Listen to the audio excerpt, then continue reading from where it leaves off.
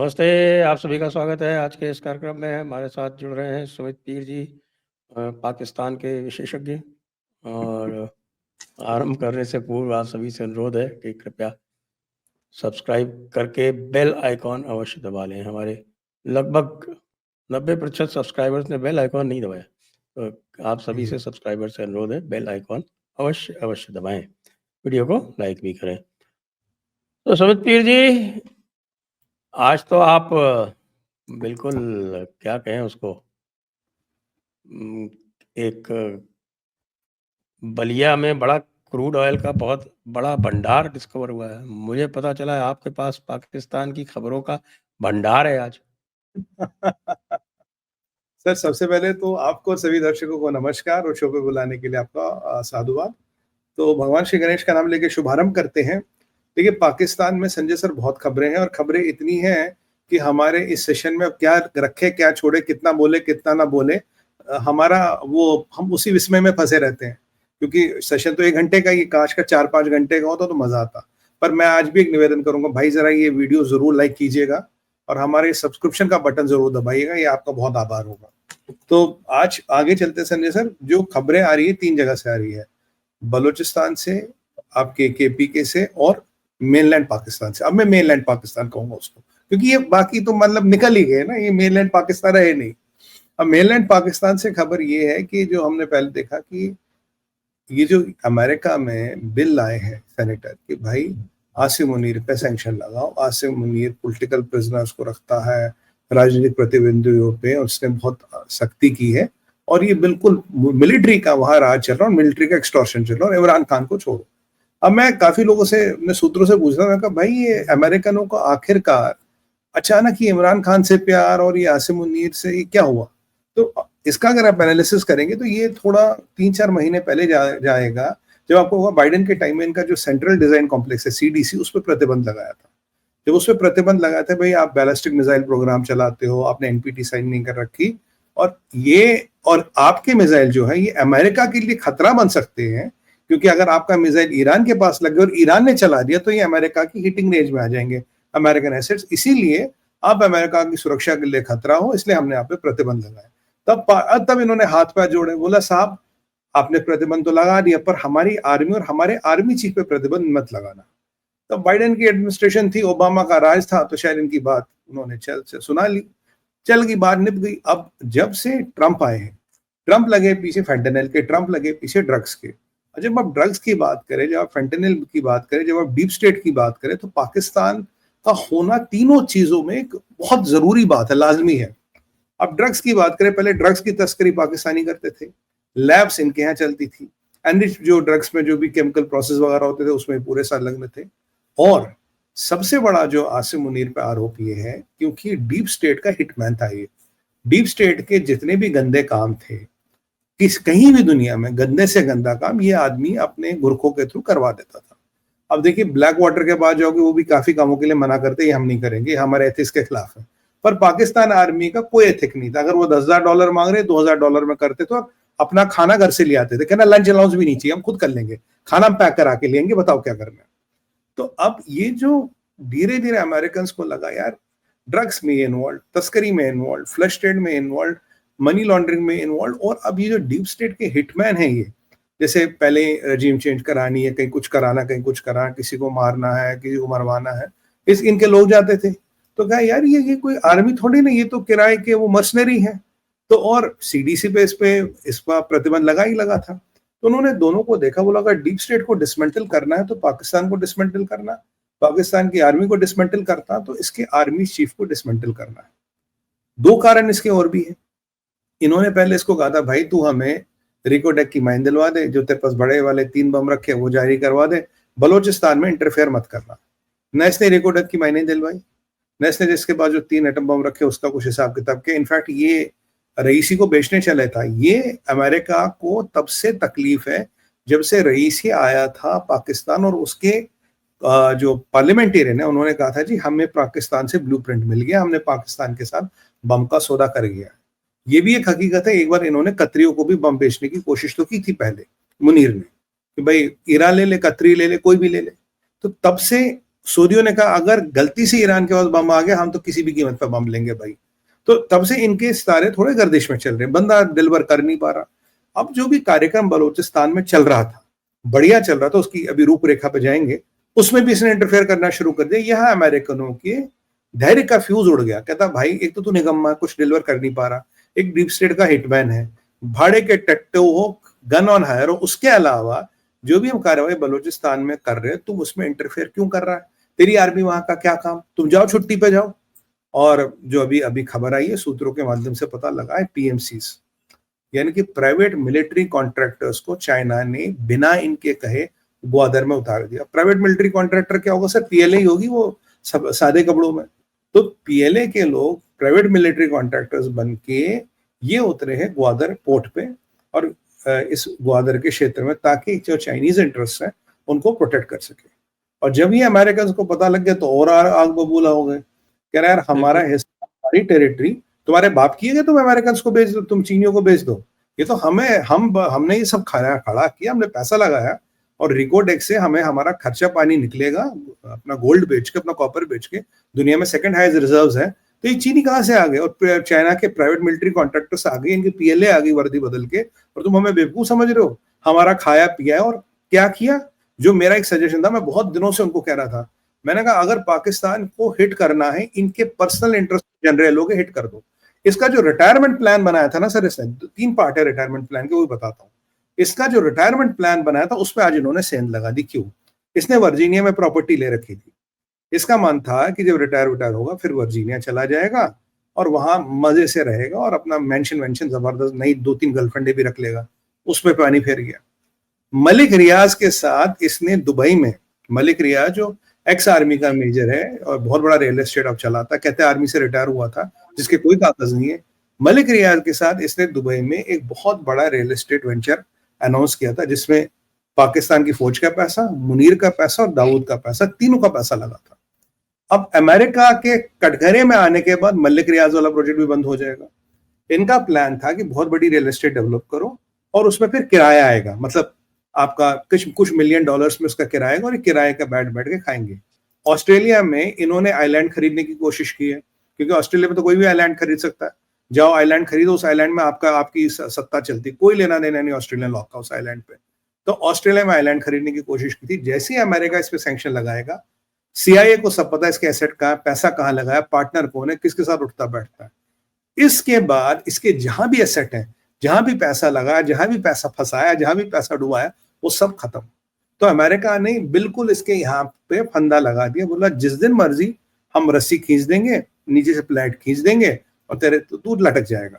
तो अब उन्हें समझ आ गया कि भाई अगर पाकिस्तान को कंट्रोल करना है, आसिम मुनीर को कंट्रोल करो, क्योंकि पाकिस्तान का पॉलिटिशियन नॉन एग्जिस्टेंट है, वो तो है नहीं है, किसी को नहीं पता, और इसको जरा ये कर लो। अब बाकी इमरान खान का तो बहाना है, इमरान खान के नाम पे इस पे निशाना लगा रहे हैं। इमरान खान कह के उन्हें लेजिटिमेसी मिलेगी। दुनिया भर में अगर कोई सवाल पूछेगा तो इमरान खान का एक सामने पोस्टर चिपका देंगे, देखो जी इमरान खान था, इसके लिए हमने ये कर दिया। मेन उनकी कहानी ये है, ये 5-6 चीजों को लेके ये अमेरिकन परेशान थे और इसको निशाने पे लाए। अब ताजा खबर क्या है, पहले बलोचिस्तान से, सर पहले उस पर जाएंगे। सबसे ताजा मैं बता दूं आपको? आप बताइए, आप शुरुआत वहीं से करते हैं। अभी आधे घंटे पहले क्वेटा हाँ, शहर में पुलिस की गाड़ी उड़ा दी गई। वाह। दो जो है वो चले गए ऊपर सीधे 11 घायल है, उनमें से कितने जाएंगे पता नहीं। ये बिल्कुल यहाँ बिल्कुल हमारे नोट्स मिलते हैं, बिल्कुल ये ताजा तरीन, बिल्कुल hot out of the oven खबर है। और जब तक हमारे दर्शक देखेंगे तो थोड़ी पुरानी हो गई होगी, ये जब हम रिकॉर्डिंग कर रहे थे तो भाई आधा घंटा पुरानी खबर। कल इनका एक मेजर और 7 सिपाही मारे गए बलूचिस्तान में, जिस खबर को इन्होंने दबाया, और 3-4 जख्मी है, तो वहां भी 10-11 का नंबर। वो तो ओरमरा में मारे गए। हाँ, ओरमरा जो इनका सबमरीन बेस है वहां पे, बिल्कुल कोस्टल, मकरान कोस्टल रोड पे। बेचारे कितने मारे जाते रोज। राजनपुर में बलोच भाइयों ने जो गैस पाइपलाइन है वो उड़ा दी है। अब इसका मैं रिपरकशन समझाता हूँ। जब गैस पाइपलाइन उड़ा दी, आपको एक बात और बता दूं इसमें, राजनपुर जो है वो पंजाब प्रोविंस में है। करेक्ट। अब ये जो जंक्शन है ना सर, अब इसका एंगल क्या है, ये गैस जाता था पंजाब को। अब हालत ये है, 4 घंटे आती है बिजली, पंजाब में इसका जो टर्मिनल है वो है डेरा गाजी खां में। Correct, correct. तो अब देखिए पंजाब में संजय सर 4 घंटे आती है बिजली। अब ईद का त्योहार आ रहा, मान लीजिए गैस नहीं होगी, तो जनरलों की और फौज की औकात कितनी रह जाएगी? वैसे भी पाकिस्तान में आजकल पॉलिटिशियन को कोई गाली नहीं देता, सब फौज को खाली देते। मतलब ईद आ रही है और तुम्हारे पास गैस जलाने के लिए घर में गैस नहीं है, चूल्हा नहीं है, मतलब चूल्हा है वो उसमें गैस नहीं है, 80-80 हजार रुपए बिजली का बिल आ रहा। लोग तो जा जाके बिजली के कनेक्शन कटवा रहे हैं, सोलर पैनल लगवा रहे हैं। चाइनीज ही सही कह रहे यार, जो 1-2 लाइट चलेगी चलेगी, या तो खाना खाओ या बिजली का बिल भरो, क्योंकि एक बिजली के बिल में 25 तरह के टैक्स लग के आ रहे हैं। क्योंकि आईएमएफ ने कहा है कि भाई वसूल करो, वसूल कहां से करेंगे? बिजली का बिल पेट्रोल वेट्रोल नहीं से वसूल करना है। तो ये कहानी आप देखिए, ये खुल के आई है कि अब की बार ईद में गैस नहीं होगी। अच्छा, और ये जो अब मैं लास्ट टाइम हमने बात की, मैंने कहा सर 26 तारीख के आसपास इनको ईदी मिलना शुरू हो जाएगी। देखिए 26 तारीख कल थी, 27 तारीख में आज हम बैठे हैं, तो अब देखिए जब तक ईद आएगी तो तब तक ईद ही मिलनी शुरू होगी। पर EID नहीं, IED जो होगी वो ईद के दिन होगी। और सूत्र ये भी बता रहे कि ईद निपटने दीजिए, उसके बाद तहरीक तालिबान का कहर शुरू होगा। क्योंकि तहरीक तालिबान ने बोला कि देखो रमजान के दिनों में हम थोड़ा हल्का हाथ रखेंगे, छोटे छोटे डिस्काउंट देंगे, पर ईद खत्म होते ही, रमजान खत्म होते ही फिर तहरीक तालिबान वाले एक्टिवेट हो जाएंगे। बाकी बलोच तो आपके मतलब एक्टिवेट है ही है, ये तो कार्रवाई चलेगी, तो इनका तहरीक तालिबान भी एक्टिवेट हो रहा है। बाकी ये जो PMC वाली बात है, इन्होंने जो प्राइवेट मिलिट्री कॉन्ट्रैक्टर्स उतारे, ये बड़ा संवेदनशील इशू है, क्योंकि ये बताया गया है कि इन्होंने पाकिस्तान से इजाजत नहीं है, डायरेक्ट जाके अपने लोग वहां पे उतार दिए। अब एक और खबर भी आ रही है, ये जो डॉक्टर मेहराम बलोच को इन्होंने डिटेन कर लिया, मतलब अनऑफिशियली डिटेन कर रखा, किडनैप कर रखा। उनकी बहन कह रही कि उन्हें धीरे धीरे स्लो पॉइजन दिया जा रहा है, कि भाई इन्हें धीरे धीरे स्लो पॉइजन दिया रहा है। ये एक बड़ा संवेदनशील विषय है। आज की हालत ये है, मेहरान बलोच नाम की एक महिला से पाकिस्तान की पूरी नपुंसक फौज घबरा गई है, हताश हो गई है, परेशान हो गई। ये वही महिला थी जब इस्लामाबाद आई थी तो इसको बोला था यहाँ से निकलने, नहीं तो तेरा बलात्कार कराएंगे। और आज उसी महिला के डर से पाकिस्तान की पूरी फौज कांप रही है, उस एक महिला से डर रही है, और इस महिला के प्रकोप से बेचारे घबराए हुए, अब उनको स्लो पॉइजनिंग वाला ये कहानी शुरू हो रही है। और अब जो ये जो हाईवेज की बात है, तो मैंने कहा मैं इनको थोड़ा, ये कह रहे सर मकरान कोस्टल हाईवे इनके हाथ में है, जो इसमें पार्शले से और रमजान कर का एरिया वो उन्होंने और मुरा, हाँ मेरा pronunciation might not be portion से और मुराद, पार्शन भी इनका नेवल बेस है और मुराद इनका नेवल सबमरीन बेस है। यस है, बिल्कुल, क्योंकि यहाँ नेवल सबमरीन बेसिस पे अटैक करने के लिए, जो कंट्रोल करने के लिए ये किया गया। और लास्ट टाइम मैंने बोला था आपको सर कि ये बहुत स्ट्रेटेजिकली अटैक करेंगे, जहां जहां से पैसा आता है, जहां से रेवेन्यू आता है, जहां से कंट्रोल आता है, क्योंकि Baloch can not take on Pakistan army fully, पर जहां जहां इनका कंट्रोल, पैसा, या जहां जहां से इनकी इंपॉर्टेंट सप्लाई लाइन है, उनको ये कर रहे हैं। बाकी इनके अगर आने वाले टाइम में नेवल बेसिस पे अटैक हो तो मतलब सरप्राइज की बात नहीं होगी। और ये सिद्दी कोटला हाईवे कुलपुर से रंगपुर तक, ये वाला सेक्शन कह रहे इन्होंने कंट्रोल कर रखा है। कोलपुर है वो, कोलपुर से रंगपुर रेलवे स्टेशन है। जब आप जाएंगे क्वेटा, जो रेलवे लाइन जाती है वो सक्कर से जाती है। सक्कर क्या, रोहड़ी जंक्शन है, रोहड़ी जंक्शन से फिर वो सक्कर से शिकारपुर, जहां हमारे सिंधी भाई लोगों का बड़ा तीर्थ स्थल है। फिर शिकारपुर से जैकोबाबाद वो जगह है जो कि सबसे गर्म रहती है पूरे सब कॉन्टिनेंट में। और फिर जैकोबाबाद से वो इंटर हो जाती है, जैसे ही घुसती है वो, वहाँ पे एक है डेरा मुराद अली, और डेरा मुराद अली में भी साहब धमाके हो गए हैं, आपकी जानकारी के लिए। अब बिल्कुल, और ये और डेरा मुराद अली पे धमाके हो गए। फिर आप ऊपर चलेंगे सिबी से, उसके बाद आएगा मशकफ वो जगह है जहां पर ये ट्रेन हाईजैक हुआ था। आजकल ट्रेनें बंद है, आपको पता है ना? हाँ, बंद कर दी ना उन्होंने ट्रेनें। अब ये भी सुना है कि बलूचिस्तान में इमरजेंसी लगी है। लगा दे, कुछ भी लगा दे, वैसे ही बलोचों ने पूरा कब्जा कर रखा है, क्या करोगे आप? इमरजेंसी लगा लो, कुछ भी कर लो कागजों पे। फिर उसके बाद फिर जब आप आगे चलते हैं मशकफ से आगे, तो आता है आपका जगह है मच, आपको ध्यान होगा मच वो जगह है। मच। हाँ, वो बोलान के बीच में है। हाँ, तो मच में ये वो जगह थी जहाँ पे आपको याद हो कि एक बार 72 घंटे तक कब्जा कर लिया था। कब्जा कर लिया था जब हमने वो प्रोग्राम भी किया था, मच में मच मच, मुझे याद है टाइटल। हाँ, हाँ, हाँ। मच में जी, मच हुआ था, तो वो मच जो है, इसमें साहब ये खास बात ये है कि मच में कोल माइंस भी है। बढ़िया और बढ़िया। हुँ। फिर मच से आगे चलिए तो आता है कोलपुर। कोलपुर, जी। कोलपुर में जो इंजन पीछे से पुश करता है वो डिटैच हो जाता है, इसलिए बताया मुझको। तो कोलपुर फिर से जो वहाँ से ये स्पेंज़ार राजन क्वेटा, ये ये रेलवे लाइन का रास्ता है। रास्ता है। तो ये हुँ। सुनने में ऐसा, कोलपुर से राजनपुर वाला जो सेक्शन है, वो टोटल इन्होंने कंट्रोल कर लिया। ये वाला सेक्शन टोटल इनके नहीं, नहीं, कंट्रोल। नहीं, राजनपुर तो अलग है। देखिए, राजनपुर तो आपके इधर आएँगे नीचे सक्कर से, तो जो इंडस के राइट बैंक पे जो पड़ता है ना, जी। वेस्टर्न साइड में, हुँ। तो वहाँ पे राजनपुर पंजाब में पड़ता है। तो वो वहाँ भी राजनपुर और डेरा गाज़ी इनकी खां ये पंजाब में पड़ते हैं, मतलब ये इंडस के वेस्ट बैंक पे थोड़ा-सा पंजाब का पार्ट है। उसमें डेरा जी, गाज़ी खां और राजनपुर आते हैं। तो इन्होंने जी। जो सुवी गैस वाली पाइपलाइन उड़ाई है, वो राजनपुर में उड़ाई है और राजनपुर में एक रोड को भी ब्लॉक कर दिया है। बहुत बढ़िया, बहुत बढ़िया। मतलब गैस पंजाब भी तक पहुँच गए भाई लोग। हाँ, पंजाब में इम्पैक्ट तो आ गया ना, गैस जाएगी नहीं तो बेचारे खाना किस पे बनाएँगे? और ये भी सुना है गया सर, ये कौन-सी है, कराची कोयटा हाईवे में भी इनका थोड़ा-थोड़ा। कराची कोयटा हाईवे में मैं आपको बता देता हूँ, क्योंकि मैंने अभी इसके ऊपर मैप के ऊपर पूरा कभी डिटेल थोड़ी देर हुँ, पहले एक वीडियो बनाया है। कराची कोयटा हाईवे पे अगर आप चलेंगे, तो वो आपको जाती है, वो कलात से होके जाती है, वो जी। मस्तूंग और कलात, ये रास्ता पड़ता है। तो ये मस्तूंग जो है, इसके आसपास का पूरा एरिया, ये कोलपुर से ज़्यादा दूर नहीं है। जी, तो ये मस्तूंग के आसपास का पूरा एरिया इस समय इनके कब्जे में है। ये रोड यहाँ से ब्लॉक्ड है। आगे जी, कलात में भी विस्फोट कराया है, तो कलात के हुए बगैर आप जा नहीं सकते कराची। फिर जी। उसके आगे जब आप तुर्बत की तरफ जाएँगे, तो हुँ। वहाँ भी रोड रखी है, पंजगुर पे रोक रखी है। तो ये पूरा हर तरफ तुर्बत से की कब्ज़ा। तरफ, आपके ग्वादर की तरफ भी बंद है और कराची की तरफ भी बंद है। इसके अलावा खुसदर से जो रास्ता जाता है आपके सक्कर की तरफ, जकोबाबाद की तरफ, वो भी बंद है।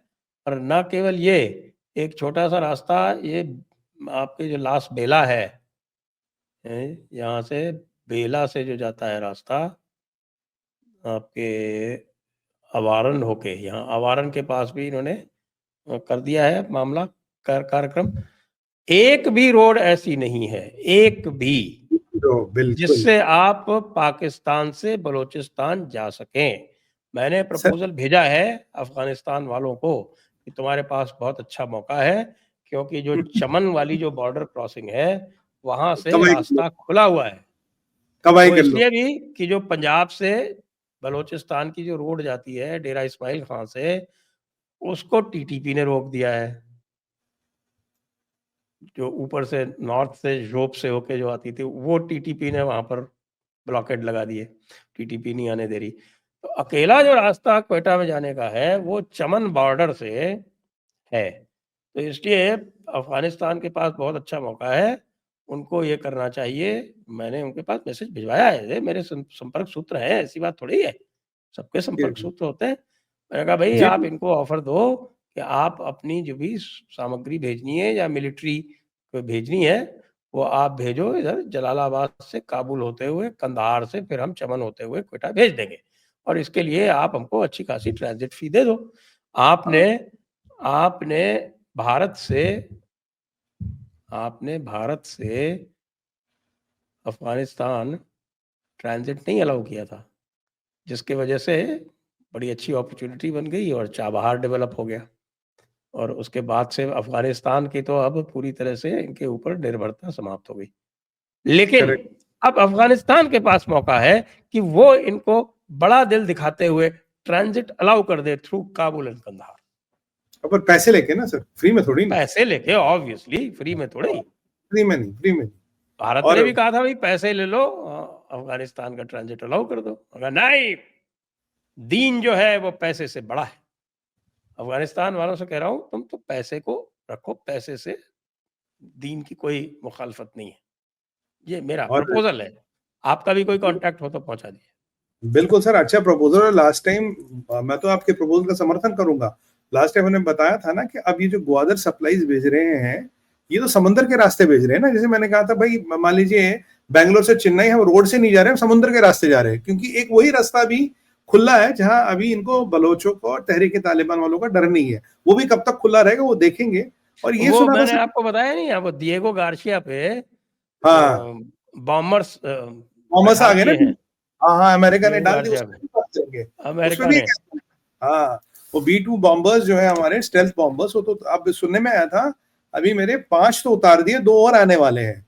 और जो सेंट इनका विंसेंट है, जो इनका एक और कैरियर बैटल ग्रुप है, ट्रूमैन तो ऑलरेडी था ही, उसको भी वहां की तरफ मूव कर दिया। वैसे मुझे 10-12 दिन में वो भी वहां पहुंच जाएगा। वैसे अरेबियन सी में तो वो पहुंच गया, तो लोकेशन पहुंचने में 10-12 दिन में वो भी वहां कंप्लीटली पहुंच जाएगा। तैयारी तो खैर वहां भी चल रही है। और लोगों का ऐसा मानना है सर कि देखिए, ईरान की तैयारी तो चल रही है, पर साथ ईरान की में, तैयारी बलूचिस्तान से होगी साहब। हाँ, और साथ में ये जो, ये ग्वादर हमको दे दे, वो तो शुरू में का देखिए अब, ठाकुर तभी तो ग्वादर हमको दे दे ठाकुर। मुनीर की तभी तो गर्दन नाप रहे हैं ना। बोला यार तू बलोचिस्तान में क्यों, कब से कह रहे हैं भाई बलोचिस्तान हवाले कर दे। वैसे भी इनको लगता है बलोचों के साथ डील करनी अमेरिकनों को सस्ती पड़ती है। पाकिस्तानी पैसे ज्यादा मांगते और काम आधा भी नहीं करते। बलोच भाई ठीक है, पैसे मिनिमम लेते और काम मैक्सिमम करके देते। अच्छा, एक और अपडेट है बलोचिस्तान से, मैं भूल जाऊं, अब इनका मजीद ब्रिगेड जो है, इसमें मैंने सुनने में आया कि 1000 से 1500 लोग भर्ती हो गए, जो सुसाइड ब्रिगेड है। पहले इनका जो होता था 200-300 लोग का ही टोटल दस्ता होता था, 5 गुना बढ़ गया। अभी 1000 से 1500 का दस्ता हो गया जो सुसाइड करता, बस मतलब सुसाइड ब्रिगेड जो है। तो अब देखिए पाकिस्तान की फौज की क्या खबर होने वाली है। और दूसरी अच्छी खबर मजीद ब्रिगेड वालों के लिए और जो हमारे बलोच भाई हैं उनके लिए, देखो भाई, तुम्हारा एक ब्रिगेड है जो चीनियों को ढूंढ ढूंढ के मारता है। अब पहले तुम, गर्मी इतनी है, पहाड़ है, चीनियों को ढूंढो, पानी की दिक्कत, पैदल चलना पड़ता। अब ये जो चीनी तुम्हारे पोर्ट में चल के आ गए हैं, प्राइवेट मिलिट्री कॉन्ट्रैक्टर्स बन के, है ये PLA, तो तुम्हें इधर उधर ढूंढने की जरूरत नहीं। तुम्हें पता चीनी कहाँ मिलेंगे, तुम्हें पता चीनियों को कहाँ शिकार करना है, तो जाइए शिकार कीजिए उनका।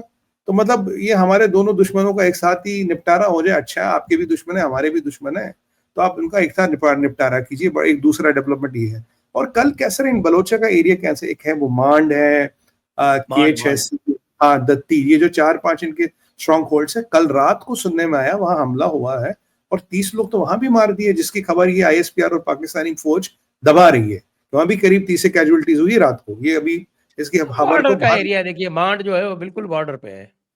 वहां भी कार्रवाई चल रही है इनकी। तो मुझे लगता है पाकिस्तान में तो मौत का तांडव है। और अभी देखिए 26 तारीख जो हमारी प्रेडिक्टेड डेट थी, तब से कार्रवाई चल रही है सर। ईद आने वाली, ईद के दिन बड़ा धमाका होगा, फिर ईद के बाद फेज 2 शुरू होगा जो तहरीक तालिबान वाले करेंगे। और अफगानी तालिबानों की जो डेडलाइन थी ना, उन्होंने कहा था 3-4 महीने बाद हम हमला करेंगे, वो भी ईद के बाद खत्म हो रही है। तो ईद के बाद वो भी सक्रिय हो जाएंगे। और अब की बार सिंध में भी तमाशा होगा, क्योंकि जो ब्रास बनाया सर इन्होंने, उसमें सिंधु देश की आर्मी भी संलग्न है। सिंधु देश की आर्मी, जो सिंधु देश, वो भी इन्वॉल्व है। तो ऐसा नहीं कि सिंध बचा रहेगा। और पंजाब में गैस नहीं, और ये तहरीक तालिबान वालों ने तो वो अपना क्या तंजीम तो पंजाब में भी बनाई दी ना। तो मुझे लगता है पाकिस्तान का ऐसा कोई हिस्सा नहीं है जिसमें ये वायरस या कैंसर ना फैल चुका हो। एक मतलब और जो, भी अपॉर्चुनिटी जो है वो भारत के पास भी है। हाँ, जब ये इस पे कराची बात, का रास्ता ब्लॉक हो जाएगा तो भारत भी इनको कह सकता है कि भाई तुम ऐसा करो कि हम्म, तुम्हारे, देखिए तुम अब तुम्हारे लिए भरोसा नहीं है, तुम टेररिस्ट वेरिस्ट भेज दो, तो ऐसा हम्म, करो, तुमको जो कुछ भी भेजना है हम अपने ट्रक भेज देंगे, उसमें भर दो और हम्म, पैसा हम अच्छा लेंगे और हम हम्म। अपने यहाँ से और उसको सिंध भेज देंगे कराची, तुम्हारे यहाँ से तो जा नहीं सकते। पर इनकी समस्या तो ये सर, पैसे तो है ही नहीं इनके पास। पहले दवाइयों के 460 मिलियन अब तक नहीं दिए इन्होंने। कोई बात 460 नहीं, मिलियन। और रिको डेक्स से सोना निकाल हाँ, के दे दो। मेरे पास एक और अच्छा तरीका है। हम ट्रांजिट देंगे, पैसे भी नहीं मांगेंगे। ऐसा करो, ये POK भूल जाओ, GB भूल जाओ। छोटी सी बात तो वैसे तुम्हारा नहीं है, POK GB भूल जाओ, हम नहीं लेंगे पैसे यार, क्या हो गया, 2-3 साल वैसे ही दे देंगे।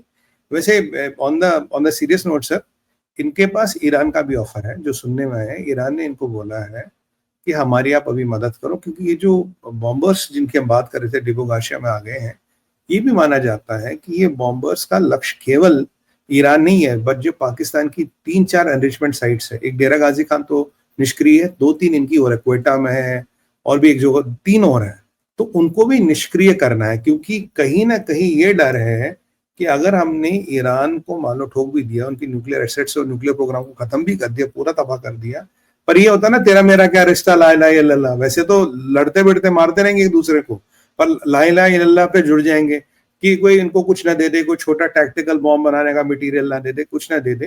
तो ये भी एक स्कूल ऑफ थॉट है कि हो सकता है कि साथ में पाकिस्तान की भी सफाई हो जाए। पाकिस्तान की जो 4 एनरिचमेंट साइट्स हैं, इनका भी नंबर आ सकता है, इनका भी नंबर लगा दिया जी हाँ, जाए, ताकि ये पाकिस्तान, विचार तो है, ये ये विचार तो विचार है, है और ये बड़ा ये अच्छा शक्तिशाली विचार है। विचार है।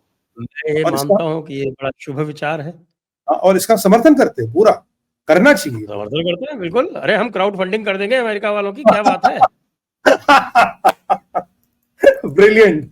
और भाई देखिए, अब जयपुर डायलॉग की ओर से समर्थन मिलेगा तो कुछ मिलियन लोगों का और क्या? समर्थन तो मिलेगा भारत से।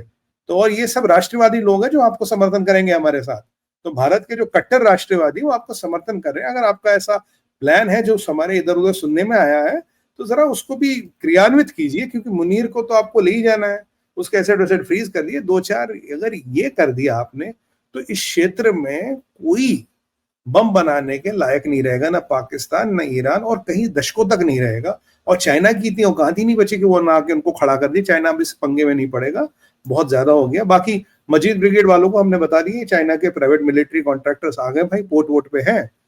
जो आपका चीनी मार ब्रिगेड है, उसको जो करना है कर लो, तुम्हें तो पता ही क्या करना है। अब जो आपके एजेंडा में कर लीजिए, हमने आपको जगह और वक्त और जगह बता दी, बाकी आपको करना जो करना। तो ये वाली अच्छा साहब, कार्य आपको एक बात और बताता हूँ, जी आपके ध्यान में आई कि नहीं आई पता नहीं। साहब उत्तर क्वेटा के उत्तर से टीटीपी चालू हो गई है, और टीटीपी ने ये जो चमन वाली रोड है, चमन हाँ, वाली रोड के थोड़ा सा ऑफ चमन है के जगह आती है पिशिन। हम्म ये जो पिशिन नाम की जगह है, हम्म यहाँ पर टीटीपी ने हमला कर दिया। ये बता दिया है कि भाई तुम जो है वो पैसे वैसे दोगे तो हम तुमको चमन जाने देंगे, नहीं तो नहीं जाने देंगे। क्योंकि पिशिन से जो चमन वाली रोड है वो थोड़ी दूर पे ही है। एक ये रो कर दिया है, और दूसरी तरफ उन्होंने डेरा इस्माइल खान और जोब के बीच में मूवमेंट रोक दिया है। और भी डेरा बढ़िया। इस्माइल खान से जोब के बीच में मूवमेंट रोक दिया है।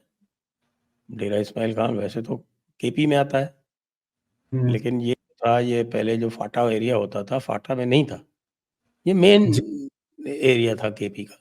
यहाँ पर भी आपको मैंने पहले बताया था शायद पिछली बार कि वहाँ जो ब्रिज है, जो पंजाब से और डेरा हाँ, इस्माइल खान उसको कनेक्ट जाता है, करता है। हाँ हाँ, उस पे उन्होंने चेक पोस्ट लगा दिया था टीटीपी वालों ने। पोस्ट लगा था, बिल्कुल था सर, ये बात हुई थी लास्ट टाइम, 100% में याद है मुझे, आपने बोला था। अब उन्होंने वो जो जोब जो है एक जगह नॉर्थ में, नॉर्थ का जो सबसे बड़ा उनका जो शहर है बलूचिस्तान का, शोप, ZHOB, उसका डेरा इस्माइल खान से जो रोड है वो रोक दिया है, वो टीटीपी के कब्जे में।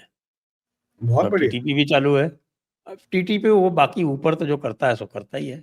आज तो अब टीटीपी ये का ज़िक्र हुआ नहीं। आज तो बलूचिस्तान ही बलूचिस्तान है सुर्खी में। और नहीं, ये अभी वो तो अभी उनका डिस्काउंट स्कीम चल रही है ना से ईद तक। वो कह रहे हैं कि हुँ। बस ईद, हाँ ईद के दिन ईदी में वो जरूर पार्टिसिपेट करेंगे, और ईद खत्म होते ही, अब 2-4 दिन बचे ईद में, उसके बाद वो और अफगानी तालिबान धड़ल्ले से शुरू होंगे। फिर बलोच भाई जो कर रहे हैं वो तो कर रहे हैं, टीटीपी अलग, अफगानी तालिबान अलग, तीनों तरीके से ठोक रहा है। अमेरिका अलग ठोकेगा, वो तो अमेरिका के बॉम्बर वॉम्बर आ गए, वो अलग ठोकेगा। अब देखिए पाकिस्तान की हिस्ट्री में, आप देखिए आज एक विदेशी सेना तुम्हारे ग्वादर में आ गई है, अपने बंदे बिठा दिए, तो उनको तुम पे भरोसा नहीं है। और किससे पूछ के आए वो? अगर उनको पाकिस्तान, अगर चाइना के मिलिट्री कॉन्ट्रैक्टर्स को भी आना था एज पर पाकिस्तानी कॉन्स्टिट्यूशन, ये पार्लियामेंट में डिस्कस होगा और पार्लियामेंट में ये चीज अप्रूव होगी, तब आप प्राइवेट मिलिट्री कॉन्ट्रैक्टर्स को भी पाकिस्तान में ला सकते हो। आइए, मुझे याद है 2-3 साल पहले मैं एक पाकिस्तानी चैनल पे जाता था, तो मेरा जाना बंद हो गया, 2-3 साल हो गए। मैंने उनको बोलता यार, मैं कहा तुम्हारे यहाँ तो मेरे सूत्र बता रहे हैं, चाइना कह रहा मैं 2 बैटालियन उतारूंगा अगर पैसे आगे चाहिए तो। नहीं नहीं नहीं सुमित भाई, ऐसा कुछ नहीं है, वो बैटालियन नहीं आ रही। मैं उन्होंने कहा हमें 2 बैटालियन की इजाजत दो विद हथियार एंड लाव लश्कर, तब हम पैसे देंगे, नहीं तो तुम्हें कोई पैसे नहीं देंगे। हमें तुम्हारी फौज पे कोई भरोसा नहीं रहा, तुम्हारी फौज तो खुद को बचा नहीं सकती, हमें क्या बचाएगी।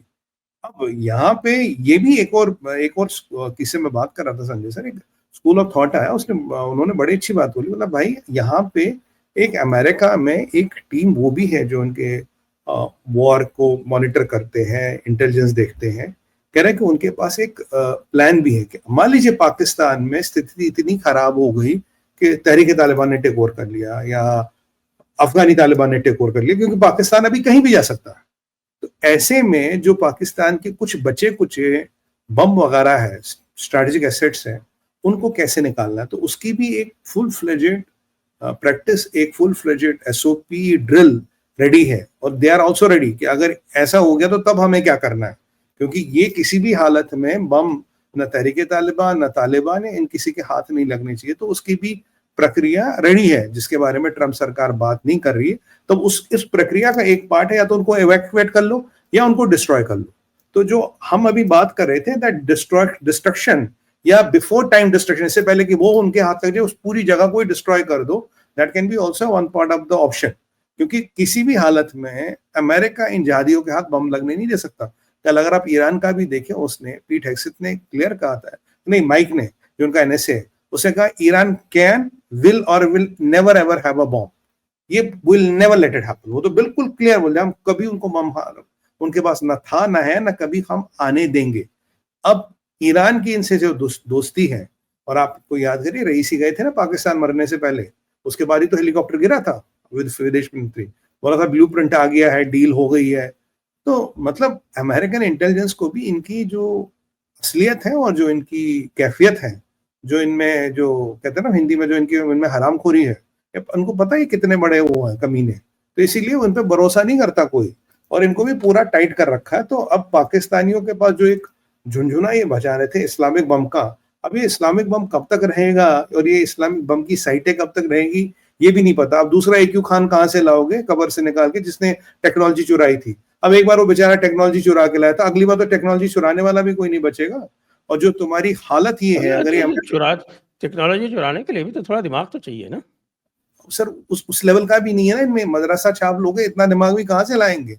अब देखिए, अगर अमेरिका का ये बिल पारित हो जाता, अमेरिका में घुसना, अमेरिका के जितने भी आप मान एलाइज वहां जाना, नौकरी करना, क्या इनको तो वर्किंग मतलब विजिटर्स वीजा नहीं मिलेगा कहीं का। तो ऐसी सूरत में, और हमारा बार बार एक ही निवेदन है अमेरिकन सरकार से, भाई इंटरप्रेटर साहब जो बैठे हो जरा भारतीय एम्बेसी में, जरा अमेरिकन एम्बेसी इन इंडिया में, तो अपने अमेरिकन जो आपके आका लोगों ने एक चीज समझिए, बहुत से पाकिस्तानी ऐसे जिनके पास डुअल पासपोर्ट है, पाकिस्तानी भी अमेरिकन है, तो उनको बोलिए या तो बेटा पाकिस्तानी रख लो या अमेरिका रख लो।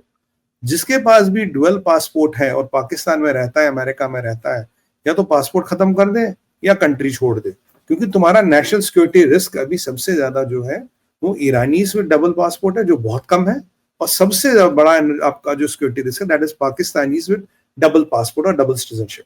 ये बहुत बड़ा रिस्क है अमेरिका के लिए, और इसको अमेरिकन इंटेलिजेंस को, तुलसी गबार्ड जी को इमीडिएटली मिटिगेट करना चाहिए। अगर ट्रम्प को एक वो एग्जीक्यूटिव ऑर्डर साइन करना पड़े तो कर लीजिए सर, इसको रिस्क मिटिगेट कर लीजिए। वैसे गंजा था सर, एक गंजा आता है, एक गंजा है पाकिस्तानी है अमेरिकन, उसे बीच में ये गुमान हो गया था कि मेरे को Donald Trump American ambassador Pakistan बनाएगा। मैंने कहा यार कौन सी सस्ती वाली सूंघते हो, कम से कम ढंग का तो सूंघा करो। ओपियम भी कई तरह की आती है ना, सस्ती वाली से आधा नशा चढ़ता है, ढंग वाली सूंघा करो।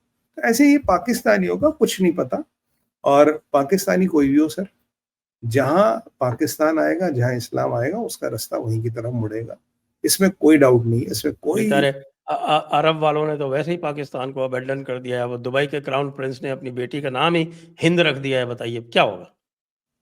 नहीं, उन्हें पता है ना फ्यूचर का है सर, उन्हें पता है फ्यूचर का, सभ्यता कहाँ है।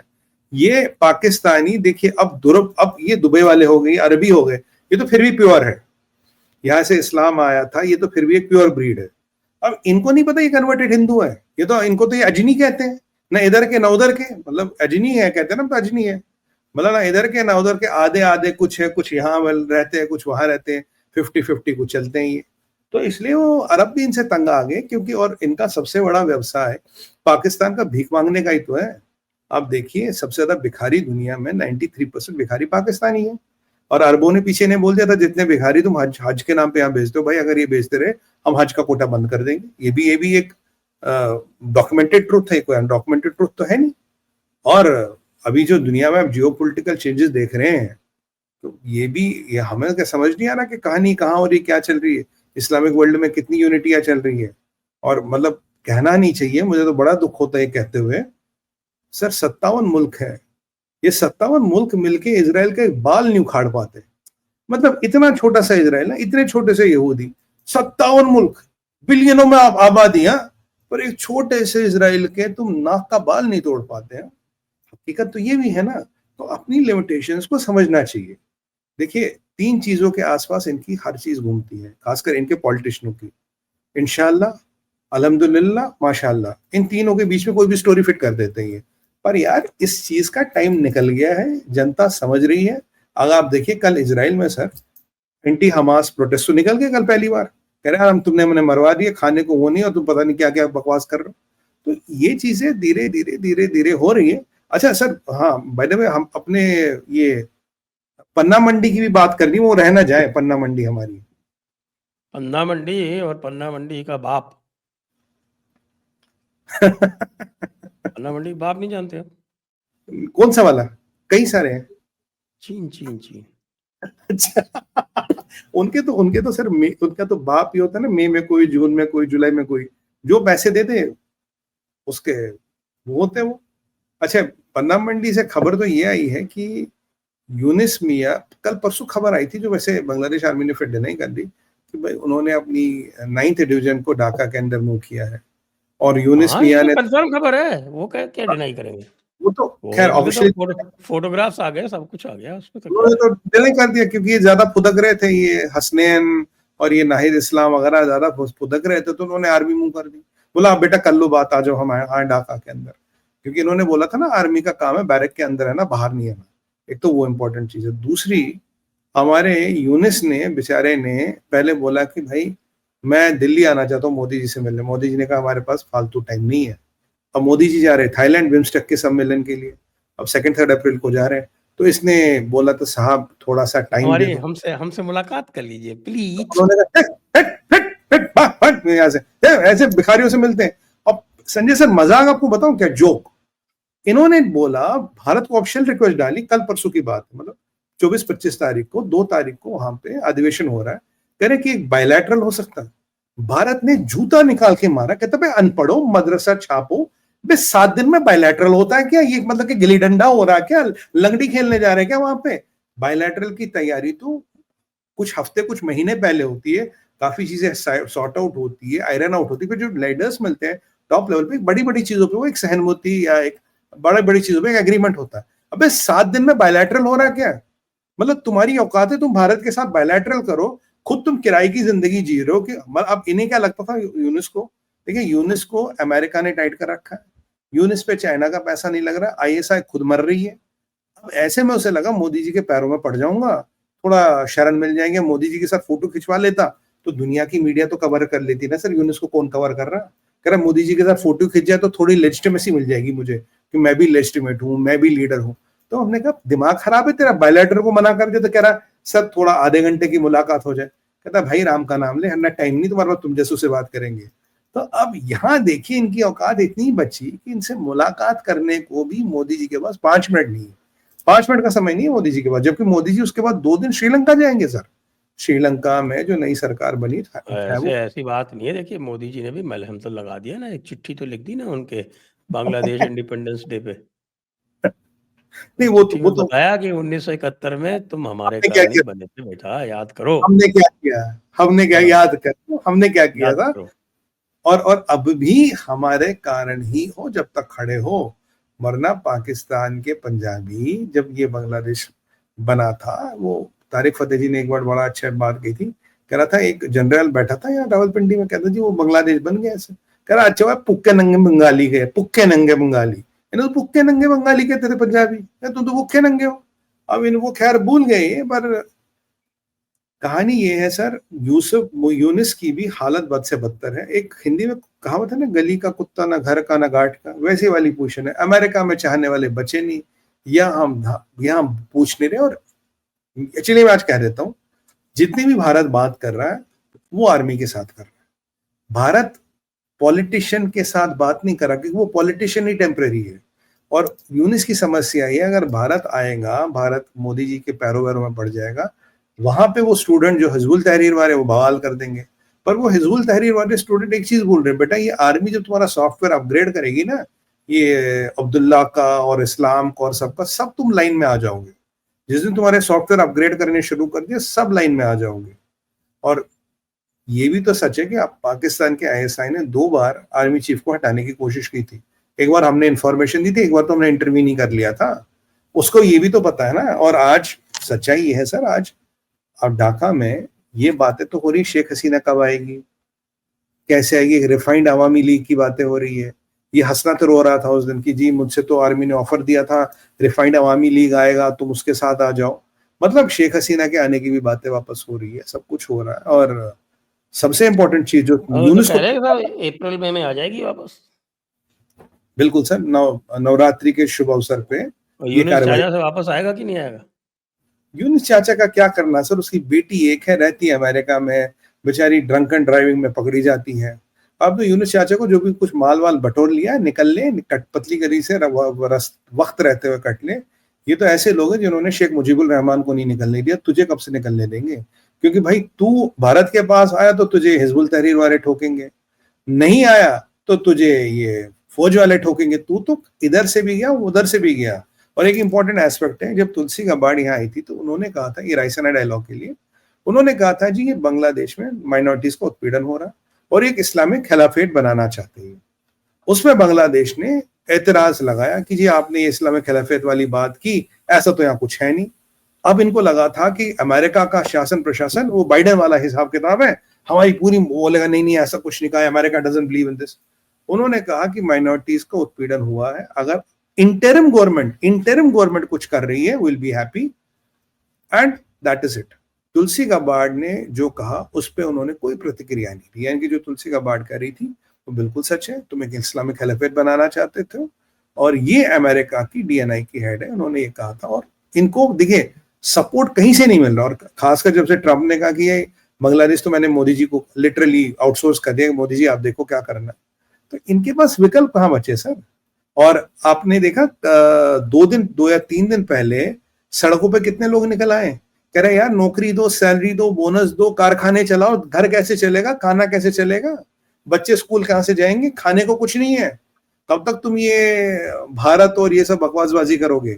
जबकि अभी पीछे इन्होंने जो आर्मी आई थी ना जिस दिन अंदर, इन्होंने एक कार्यक्रम बनाया था, एक शगुफा चला था ये हिजबुल तहरीर वालों ने।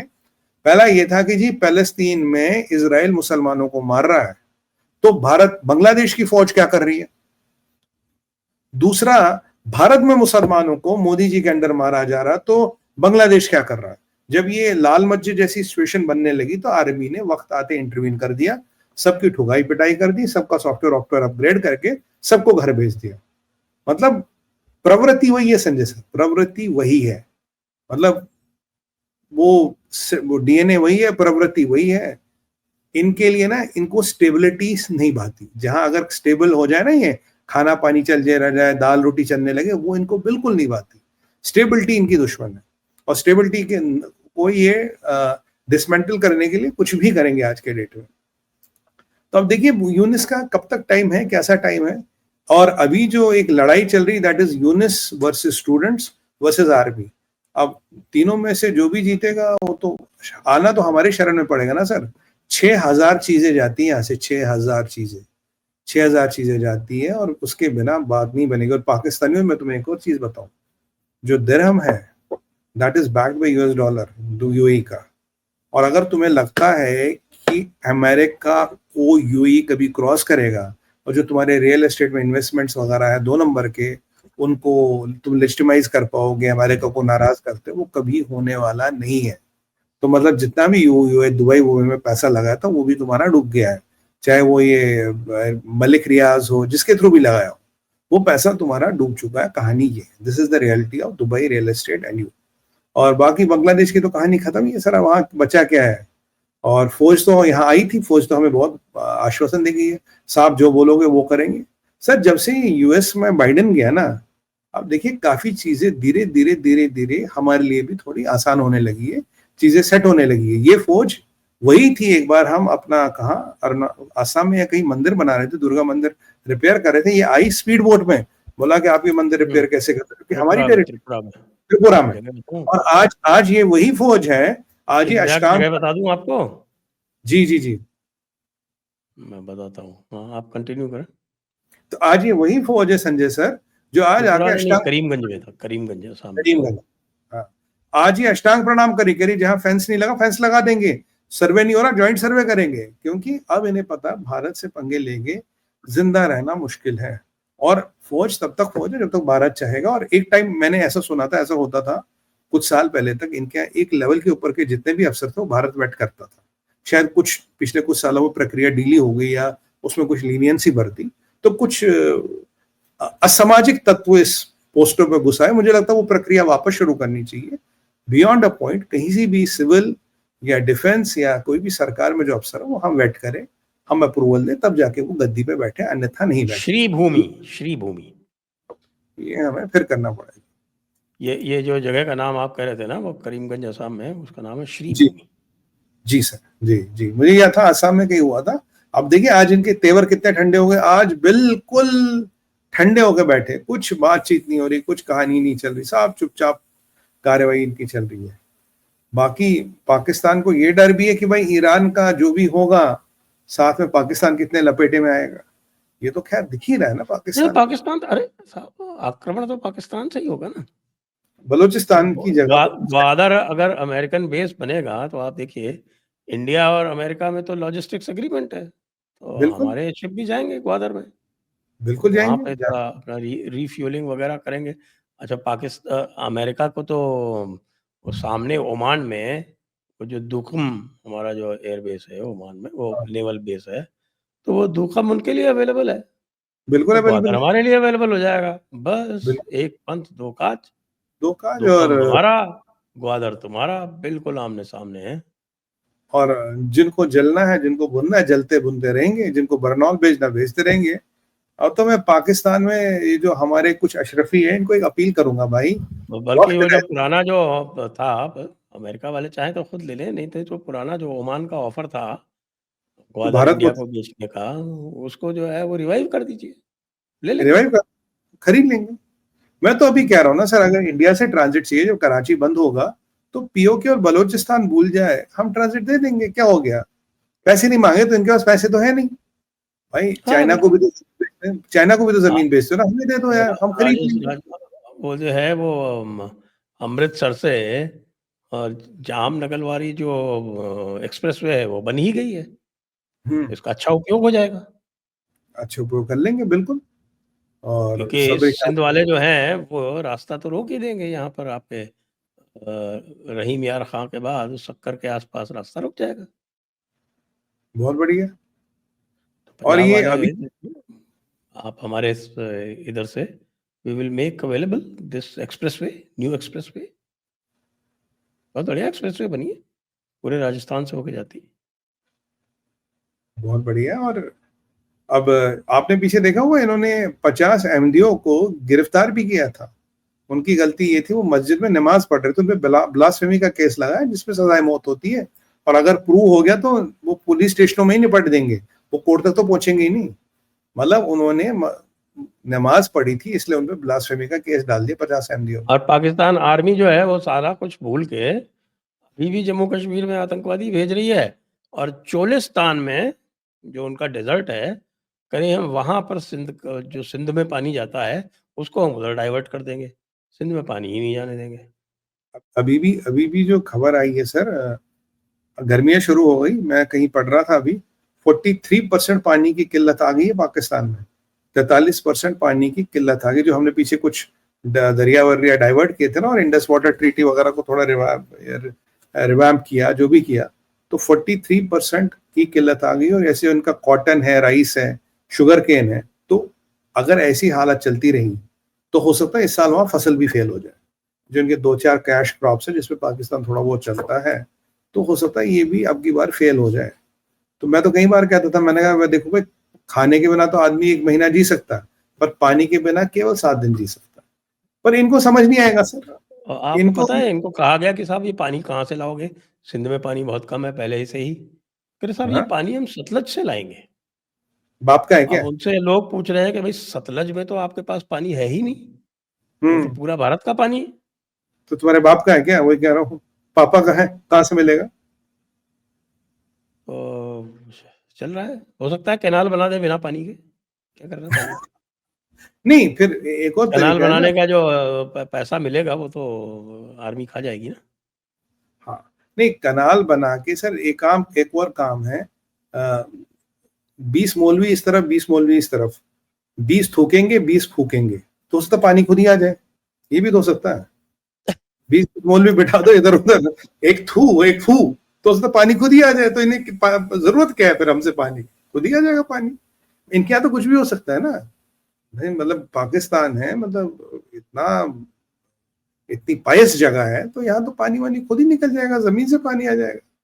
अब देखिए इनका क्या होता पाकिस्तान का। बट ये 43% वाला आंकड़ा देख के मेरा हृदय बड़ा प्रसन्न हुआ। तो बेटा अभी तो शुरुआत है, देखो तुम्हारे साथ होगा क्या क्या।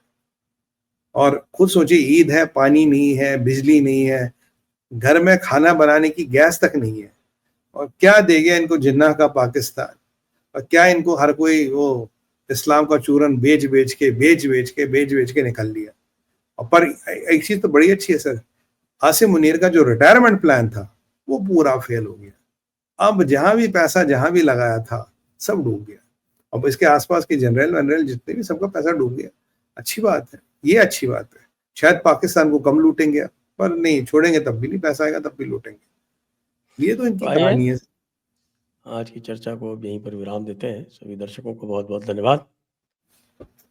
सुमित जी को बहुत बहुत धन्यवाद। जय हिंद, जय भारत, वंदे मातरम।